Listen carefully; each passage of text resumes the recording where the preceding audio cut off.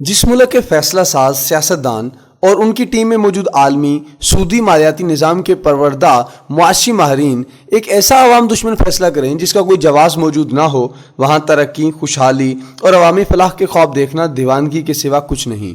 15 اگست 2022 کو دنیا بھر میں خام تیل کی قیمتیں تقریباً $4 کم ہو گئیں۔ امریکی مغربی ٹیکساس انٹرمیڈیٹ خام تیل کی قیمت 5% گر کر $87.86 فی بیرل ہوئی، جبکہ برطانوی برنٹ کی قیمت بھی اتنے فیصد ہی گر کر $93.80 فی بیرل ہو گئی۔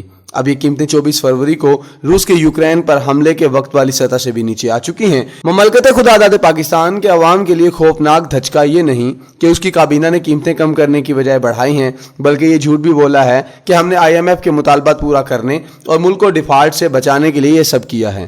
حقیقت یہ ہے کہ ملک کی تاریخ کا یہ بدترین عوام دشمن فیصلہ صرف پاکستان میں موجود عالمی منافع خور تیل کمپنیوں کو نقصان سے بچانے کے لیے کیا گیا ہے۔ عوام کا خون چوسنے اور سیاستدانوں کی انتخابی اخراجات برداشت کرنے والی ان کمپنیوں نے صاف صاف کہہ دیا تھا کہ ہم نے تیل چونکہ 2 ماہ قبل اس وقت خریدا تھا جب مارکیٹ میں ڈالر کی قیمت $240 تھی، اور ابھی تک تیل سٹاک میں موجود ہے۔ ڈالر چونکہ گر کر $214 کا ہو چکا ہے، حکومت اگر تیل کی قیمتیں نہیں بڑھائے گی تو پھر ہمیں شدید خسارے کا سامنا ہوگا۔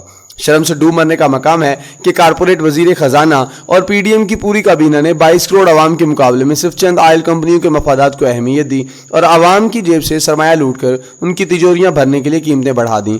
وجہ صرف ایک ہے کہ پاکستان کی سیاسی اشرافیہ اور معیشت دان دوہری غلامی کے اسیر ہیں، عالمی مالیاتی طاقتوں کے غلام ہیں اور ملکی سرمایہ داروں کے اسیر بھی۔ جہاں سیاستدان اور معیشت دان محب وطن اور آزاد ہیں، ایسے ملکوں میں اس طرح نہیں ہوتا۔ گزشتہ 6 ماہ میں جو معاشی صورتحال روس کے یوکرین پر حملے کے بعد پیدا ہوئی، اس سے نمٹنے کے لیے دنیا کے ہر ملک نے اپنے وسائل حالات کے مطابق تعلقات کے حوالے سے آزادانہ اقدامات اٹھائے ہیں اور اپنی معیشتوں کو مستحکم کر کے عوام کو معاشی مصیبتوں پریشانی سے نکالا ہے۔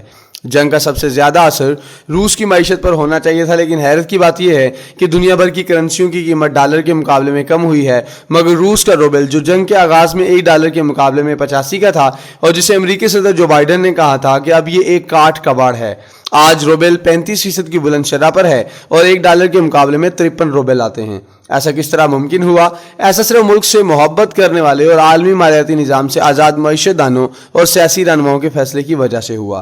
روس کے سینٹرل بینک نے ایک پالیسی مرتب کی کہ سرمایہ کو کیسے ملک سے باہر جانے سے روکا جائے۔ پہلا اقدام یہ اٹھایا گیا کہ ایسی تمام کمپنیاں جو روس میں کاروبار کرتی تھیں اور ساتھ ہی ان کا کاروبار بیرون ملک بھی موجود تھا، ان سے کہا گیا کہ وہ اپنی آمدن کا 80% فوراً روسی روبل میں منتقل کر دیں۔ یعنی اگر ایک کمپنی کا کل سرمایہ $1 ارب ہے تو وہ 80 کروڑ روبل میں منتقل کرے گی۔ اس فیصلے سے ایک دم روبل کی طلب میں بے پناہ اضافہ ہو گیا، اور دوسری بات یہ ہوئی کہ سرمایہ روس سے باہر منتقل ہونا بند ہو گیا۔ یورپ کے ممالک روس سے گیس خریدتے تو اس کی ادائیگی یورو میں کرتے تھے۔ روس نے کہا کہ اگر گیس خریدنا ہے تو پھر قیمت روبل میں ادا ہوگی۔ گیس ان کی مجبوری تھی، یوں اس فیصلے سے بھی روبل کی طلب میں اضافہ ہوا، جبکہ تیسرا اور آخری قدم یہ اٹھایا گیا کہ بیرون ملک سے اشیاء منگوانے پر شدید پابندیاں لگا دی، اور آج جس روبل کو جو بائیڈن نے کاٹ کباڑ کہا تھا وہ دنیا کی سب سے مضبوط کرنسی ہے۔ میرے ملک کا معروف معیشت دان کہے گا کہ وہ تو روس ہے، ایک بہت بڑی معاشی قوت ہے، وہ تو کر سکتا تھا، ہماری کیا حیثیت، ہم تو IMF اور عالمی مالیاتی نظام کے شکنجے میں ہیں، ہم کیسے کریں گے؟ لیکن بھارت تو ہم سے زیادہ مختلف نہیں ہے۔ اس وقت بھارت پر عالمی قرضہ $621 ارب ہے، اور معیشت بھی تیل، گیس، اسلحہ، گندم، سویابین کی ضروریات کے تحت عالمی شکنجے میں جکڑی ہوئی ہے۔ بھارتی روپے کا دنیا کی عالمی معیشت میں کبھی کوئی ایسا کردار نہیں رہا کہ ڈالر یا یورو کی جگہ اس میں کاروبار کیا جا سکے، لیکن جہاں سیاستدان عوام سے مخلص اور معیشت دان عالمی غلامی سے آزاد ہوں، وہاں بڑے فیصلے کرنا مشکل نہیں ہوتے۔ جولائی کے آخری ہفتے میں بھارت کے ریزرو بینک نے ایک اہم ترین پالیسی کا اعلان کیا کہ وہ آئندہ سے عالمی تجارت بھارتی روپے میں کرے گا۔ اس کا طریقہ یہ اپنایا گیا کہ ایسے تمام ممالک جو بھارت سے تجارت کرنا چاہتے ہیں وہ اب بھارتی روپے میں کیا کریں گے۔ ایسے دونوں ممالک لوکل کرنسی میں اکاؤنٹ کھولیں گے، مثلا روس بھارت میں روپے میں اکاؤنٹ کھولے گا اور بھارت روس میں روبل میں اکاؤنٹ کھولے گا۔ دونوں ممالک اپنی آمدن لوکل کرنسی میں رکھا کریں گے، یعنی اگر بھارت سے روس نے اشیاء منگوائیں تو وہ اس کی قیمت اپنی کرنسی روبل میں ادا کرے گا، اور وہ سرمایہ ایکسپورٹر کو نہیں دیا جائے گا بلکہ ایک مشترکہ ملکی اکاؤنٹ میں رکھا جائے گا۔ اب بینک اس روبل کا شرح تبادلہ کے حساب سے بھارتی روپے میں منتقل کرے گا اور پھر ایکسپورٹر کو اس کا حصہ ادا کرے گا۔ اس سے ہوگا کہ بھارتی امپورٹر اور بھارتی ایکسپورٹر دونوں بھارتی روپے میں ہی ادائیگی کیا کریں گے، خدا حافظ ڈالر یورو۔ اس طریقہ کار کا پہلا بڑا فائدہ یہ ہوگا کہ ڈالر کے مقابلے میں بھارتی روپے کی قیمت مستحکم ہوگی۔ یہ ایک عام اصول ہے، جب تاجروں کو بھارتی روپے کی زیادہ ضرورت ہوگی تو وہ اسے ہی حاصل کیا کریں گے۔ भारत अब सिर्फ ज़रूरी अशिया मसलन असला दवाइयाँ वगैरह खरीदने के लिए अपने ज़र मुबादला के ज़खायर इस्तेमाल करेगा। सबसे अहम फ़ायदा ये है कि रूस और ईरान जैसे ममालिक जिन पर आलमी पाबंदियाँ होंगी उनसे तिजारत आसान हो जाएगी, क्योंकि आलमी मालियाती बैंकारी निज़ाम ने उन ममालिक को स्विफ्ट सिस्टम से निकाल दिया होता है और अब सिवाय लोकल करेंसी में तिजारत करने के उनके लिए कोई और रास्ता बाकी नहीं बचा।